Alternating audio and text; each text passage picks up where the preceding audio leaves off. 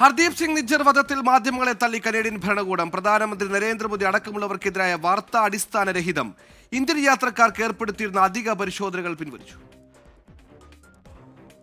സിഖ് വിഘടനവാദി നേതാവ് ഹർദീപ് സിംഗ് നിജ്ജറിന്റെ കൊലപാതകത്തിൽ നരേന്ദ്രമോദിക്കും വിദേശകാര്യമന്ത്രി എസ് ജയശങ്കറിനും ദേശീയ സുരക്ഷാ ഉപദേഷ്ടാവ് അജിത് ഡോവലിനും പങ്കുണ്ടെന്ന് കനേഡിയൻ മാധ്യമം ആരോപിച്ചിരുന്നു.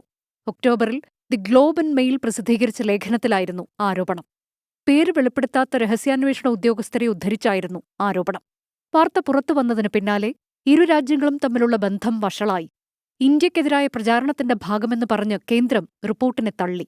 ഇതിന് പിന്നാലെയാണ് കാനഡയുടെ വിശദീകരണം. നിജ്ജറിന്റെ കൊലപാതകത്തിൽ ഇന്ത്യൻ സർക്കാരിന് പങ്കുണ്ട് എന്നതിന് തെളിവില്ല. ഒരു പ്രസ്താവനയും തങ്ങൾ നടത്തിയിട്ടില്ലെന്നും കാനഡ വാർത്താക്കുറിപ്പിൽ പറയുന്നു.